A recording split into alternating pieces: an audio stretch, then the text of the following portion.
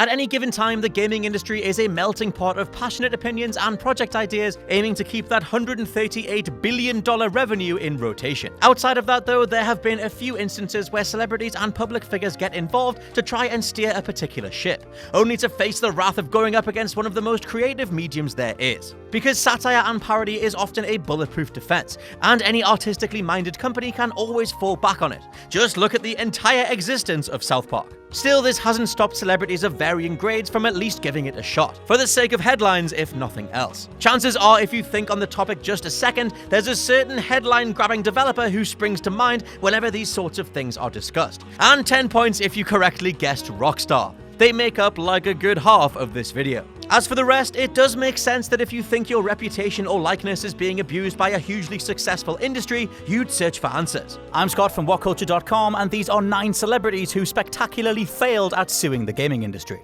Number 9, Lindsay Lohan suing for her likeness, GTA 5. Oh, Lindsay Lohan. Once America's national treasure around the time of Mean Girls and Freaky Friday, her more recent work has been slightly less loved, let's say. This is possibly why the lawsuit with ROCKSTAR kicked off, as in the world of Hollywood, there's no such thing as bad press. So back in 2014, as GTA 5 was blowing up, Lohan claimed that the in-game character Lacey Jonas was a direct rip-off of her likeness, because she's also blonde and wears bikinis. Lindsay alleged that the mansion scene in the game's art and loading screens is a dead ringer for the Chateau Marmont as well. Oh, and she was holding a cell phone. A cell phone, guys. A cell phone. What a bankable identity. Anyway, sarcasm aside, this went back and forth for 4 years, with the case first being thrown out in 2016, only to be filed for appeal, then it was turned down for good by a panel of 6 judges in 2018. Their reason? Well, amongst other things, the Lacey Jonas design mainly resembled, and I quote, a generic 20-something woman without any particular identifying physical characteristics.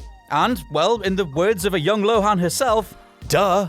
Number 8, Roger Hill vs. ROCKSTAR, The Warriors. One of the coolest people on the planet, or at least he was back when The Warriors first released in 1979, ROCKSTAR's remake of Roger Hill's claim to fame action flick sadly didn't go down too well with the catchphrase spouting actor himself. It turns out Hill asked for a rather substantial $250,000 from ROCKSTAR based off the idea that the game had generated $37 million in sales thanks to his character kicking off the events of the story. The GTA developer would defend the suit with flying colors, mentioning that although they had initially talked with Hill about his involvement, despite his denial they had purchased a valid third-party license for the character of Cyrus, and thus Roger Hill's claims were all for nothing. In the end, The Warriors remains one of ROCKSTAR's best games outside of the GTA series, brimming with memorable characters, brutal combat, fuzzy drugged-out 80s vibes, and a killer soundtrack to boot. It's just a shame that Roger Hill, and I'm sorry, couldn't dig it.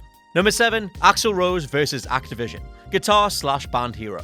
Having long since been the butt of the music industry's jokes following a combination of continuing to call himself Guns N' Roses whilst taking 20 years to put an album out, Axl Rose turned his attention to the video game industry. He wouldn't have a whole lot of luck there either, trying in vain to bring a lawsuit to the Slash-fronted Guitar Hero 3 after 3 whole years of release had gone by. Rose stated that he waited so long because he was supposedly being strung along by Activision to have his own game. But aside from his own voice, this had never been heard anywhere else. The meat of the claim was that Axl hated Slash so much at the time, he would only license Guns N' Roses' classic Welcome to the Jungle if the latter's tracks in the game with Velvet Revolver were removed, along with any images of the top-hatted legend himself. Of course, to the horror of Axl's extremely slow realization, Slash was all over the game, from the cover art to an end-of-level boss, meaning that Axl's ask of $20 million was essentially laughed out of the courtroom, being that the statute of limitations had long since expired on such a ridiculous claim in the first place. Number 6, BEYONCÉ vs. Gate 5,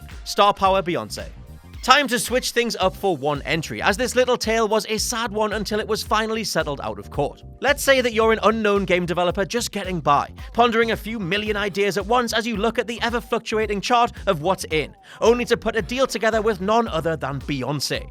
Like the BEYONCÉ, who then goes on to pull out of the whole thing a week before Christmas. The developer in question was Gate 5, and as a result of the singer's cold feet, had to lay off 70 employees right before the Yuletide bells had even begun to ring. The reason behind the backout was that old Queen Bee was asking for $5 million in financing for the project, something the developers were in the process of obtaining until her flaking out made all their backers pull the plug. Gate 5 then sued BEYONCÉ to the tune of $107 million based off how popular the game would have surely been, and they won, with both parties reaching a settlement out of court that was then based off the initial contracts between the two. Details have never been confirmed other than that both parties were apparently satisfied, but judging by the fact that we never saw anything from Gate 5 or BEYONCÉ in a video game capacity since, it seems that they've both been thoroughly put off. Number 5. Courtney Love, GWEN Stefani, and Adam Levine versus Activision.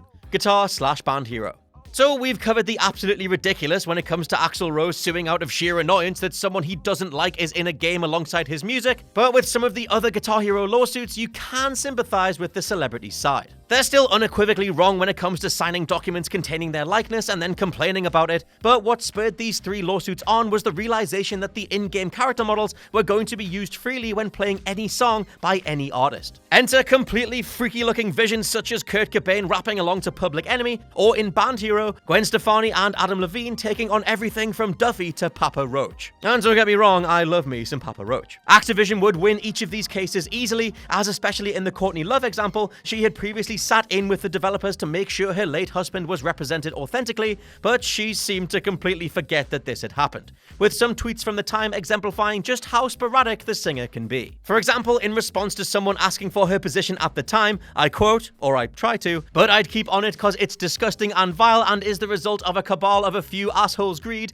Out them, don't dare blame me. Dig a little deeper, old friend, you know me well. Not in 20 jillion years would I ever have allowed this, and this is lethal." Naturally, Activision's final word on the complete 180 that Love was attempting to do was only that it was extremely weird, which, if you ask me, has to be one of the greatest showings of restraint in PR history. Number 4. Karen Gravano versus ROCKSTAR. A celebrity in terms of appearing on VH1's Mob Wives TV show, Gravano ended up pointing the finger at ROCKSTAR following her discovery of a mission featuring a character, Antonia Bettino, that she was convinced was based off her own experiences. A strange point to make, as it implies that ROCKSTAR went out of their way to focus on someone who's most definitely far off anybody's radar. Karen then went on to mention that as GTA 5 has garnered unprecedented dollars since release, she'd be wanting $40 million in return for being in the game.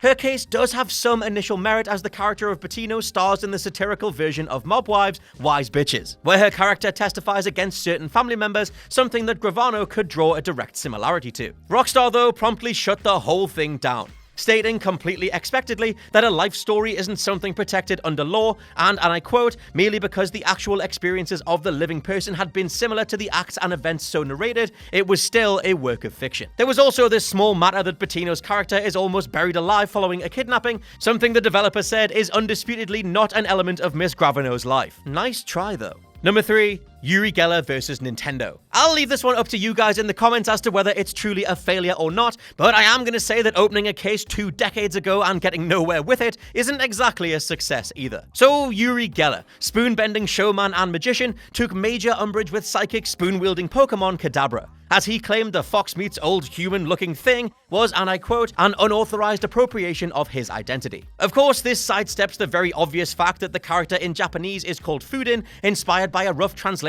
of Harry Houdini, someone who was bending spoons 20 years before Geller was even on the planet. Still, Yuri was horrified, saying that, and I quote, "Nintendo have turned me into an evil occult Pokemon character.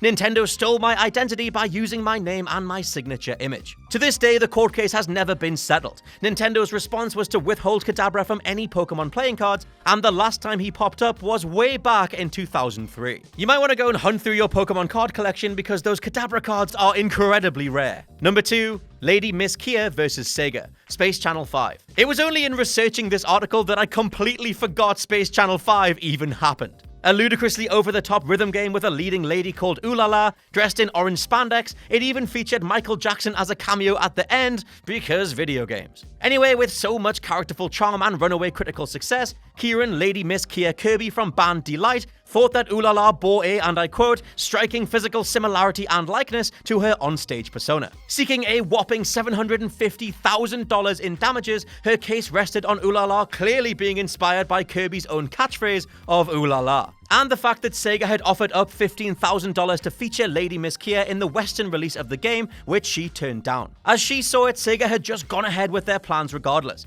but the whole suit was quickly thrown out when Sega cited the fact that Space Channel 5 was released in Japan years before they even approached her. Not only did they say that the Japanese wing of the company wouldn't know a house dance band from New York, but even if they did, it drastically questioned the timeline of her accusations regardless. In the end, Kirby had to pay all of Sega's legal fees, coming to a staggering $608,000. Number 1. Michael "SHAGG" Washington versus ROCKSTAR Games, GTA San Andreas. Ending on one of the biggest lawsuits ever brought to Rockstar, and one that seemed like one hell of a stretch. Cypress Hill vocalist SHAGG was apparently rather shocked when he was told about the story of San Andreas' opening levels, as he then went on to sue for $250 million, convinced that Rockstar had mimicked his own life experiences. Although it was true that Washington was brought in to consult and even appears on the endgame credits for the sake of making sure the authenticity of San Andreas' world was as accurate as it could be, when the main comparison between his childhood and that of CJ in the game was that they both rode bicycles, it kind of fell on deaf ears. The court also noted that, and I quote, "The plaintiff is relying entirely on CJ's physical appearance in the game, but that appearance is so generic that it necessarily includes hundreds of other black males."